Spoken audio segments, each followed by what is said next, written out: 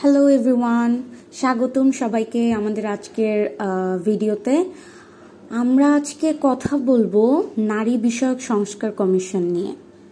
গত কয়েকদিনের বাংলাদেশের বাস্তবতা আমরা যদি জেনে থাকি তাহলে আমরা দেখব নারী বিষয়ক সংস্কার কমিশনের একটা প্রতিবেদন নিয়ে কি ধরনের ঘটনা ঘটছে এবং সেই কমিশনের প্রতিবেদনের প্রত্যাখ্যানে বিশাল জনসমাবেশ হচ্ছে।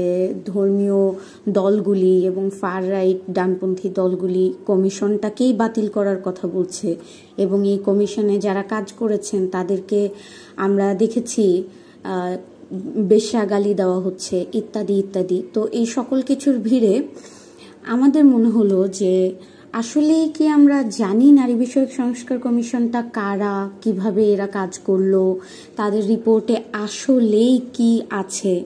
তো সেই বেসিক জায়গাগুলো নিয়ে প্রশ্নগুলোর উত্তরের জন্য আমাদের আজকের এই ভিডিওটা এবং পরবর্তীতে নারী বিষয়ক সংস্কার কমিশনের যেই পুরো প্রতিবেদন সেটার আমরা একটা ধারাবাহিক ব্রেকডাউন এখানে করার চেষ্টা করব এবং আপনাদের সাথে শেয়ার করব।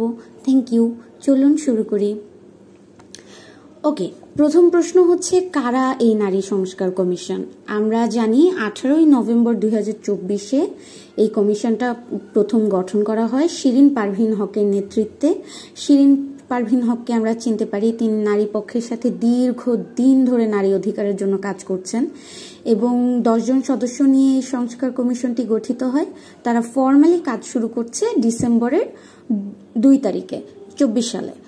তো এদের মধ্যে কারা আছেন এই 10 জন? সেই 10 জনের মধ্যে আমরা দেখতে পাবো মানবাধিকার কর্মীরা আছেন, নারী অধিকার কর্মী আছেন, দীর্ঘদিন ধরে শ্রমিকদের অধিকার নিয়ে আন্দোলন করা নারীরা আছেন, আইনজীবী আছেন, জেন্ডার বিশেষজ্ঞ আছেন, জনস্বাস্থ্য বিশেষজ্ঞ আছেন এবং একজন শিক্ষার্থী প্রতিনিধিও আছেন।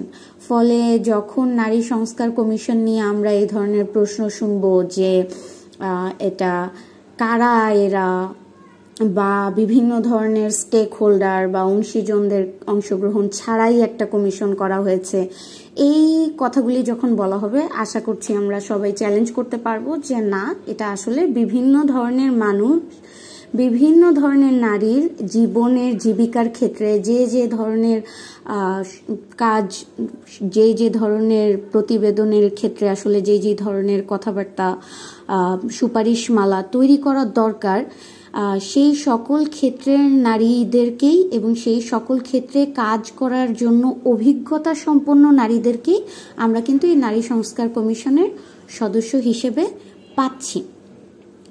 এখন প্রশ্ন হচ্ছে এই প্রতিবেদনে কি আছে। আমরা যারা প্রতিবেদনটি দেখিনি তাদের জন্য বলা, এটা 318 পাতার একটা প্রতিবেদন, 11টি সংযুক্তি সহ মোট 17টি অধ্যায় এখানে আছে এবং প্রথম দুটো অধ্যায়ে আমরা দেখব কমিশনটা কি, তারা কিভাবে কাজ করছেন, এই সকল কিছু ভূমিকা এবং তাদের কর্মপদ্ধতি নিয়ে আলাপ।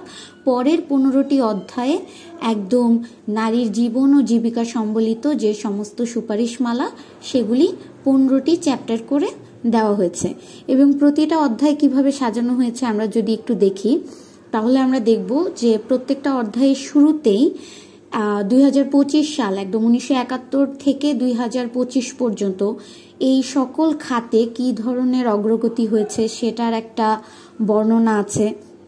এক্সিস্টিং এই খাতগুলোতে প্রতিটা ক্ষেত্রে চ্যালেঞ্জগুলো কি ধরনের বৈষম্যের শিকার নারীরা হচ্ছে সেটার একটা সেকশন আছে এবং তারপরে প্রতিটা চ্যাপ্টারেই প্রতিবন্ধকতা ও চ্যালেঞ্জ মোকাবেলায় কি করণীয় সেটা 3টা ধাপে বলা আছে।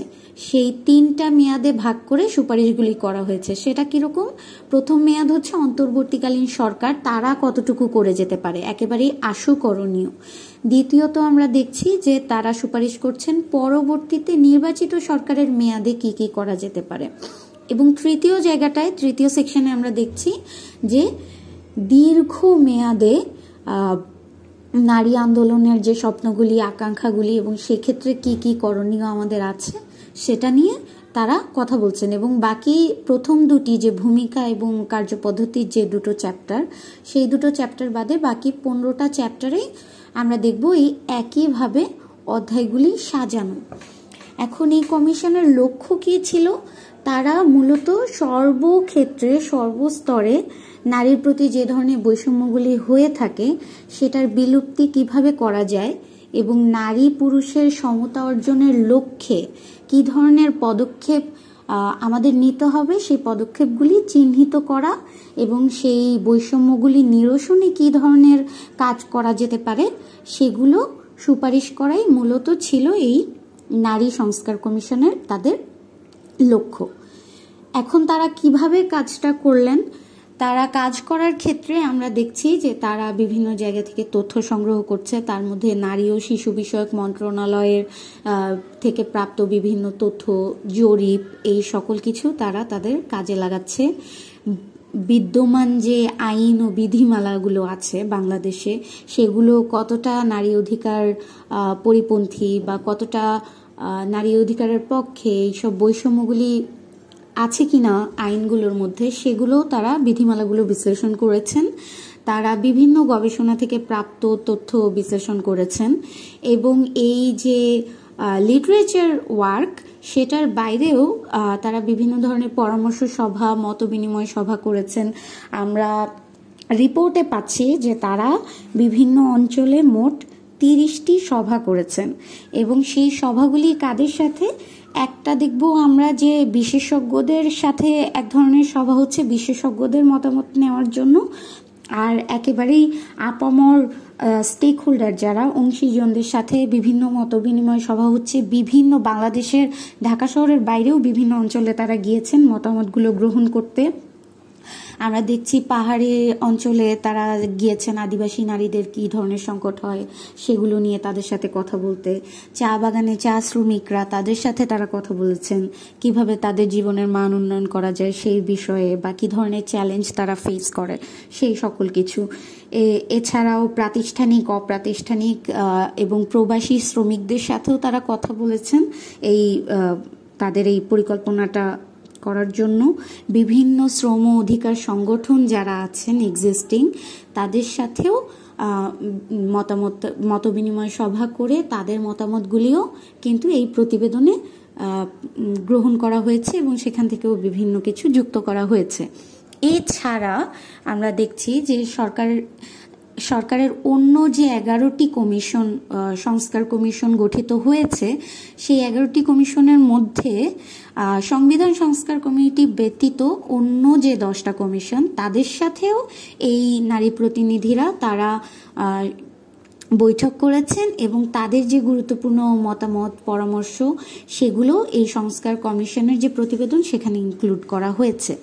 এখানে তারা যেই দাবিনামাগুলি চিহ্নিত করছেন তাদের এই বাকি 15টা অধ্যায়ে, সেই দাবিনামাগুলি চিহ্নিত করার ক্ষেত্রে একটা জিনিস আমাদের যেটা মাথায় রাখতে হবে সেটা হচ্ছে যে বাংলাদেশে দীর্ঘদিন ধরেই 71 সালের পর থেকেই কিন্তু বিভিন্ন নারী সংগঠন, নারী অধিকার সংগঠন তারা নারীদের নিয়ে কাজ করছেন এবং তাদের এক্সিস্টিং কিছু সুপারিশনামা কিন্তু অলরেডি তৈরি করা আছে। তো সেই জায়গা থেকে বাংলাদেশ মহিলা পরিষদ এবং নারী পক্ষের যে দাবিনামাগুলি, সেই দাবিনামাগুলি এই কমিশন তারা কিন্তু মূল অনুপ্রেরণা হিসেবে গ্রহণ করেছেন এবং তাদের এই যে ওভারঅল যে সুপারিশনামা বৈষম্য নিরসনের, সেখানে তারা এই দাবিনামাগুলো সংযুক্ত করেছেন। তো কি আছে বাকি 15টা অধ্যায়ে একদম ব্রেকডাউন করে করে আমরা পরবর্তীতে আরও দেখব, কিন্তু এই ছিল মোটামুটি নারী বিষয়ক সংস্কার কমিশনের বেসিক বিষয় আশয় যেটা আমাদের জানা দরকার। থ্যাংক ইউ সবাইকে। পরবর্তী ব্রেকডাউনগুলো আশা করছি আপনারা শুনবেন। Bye bye.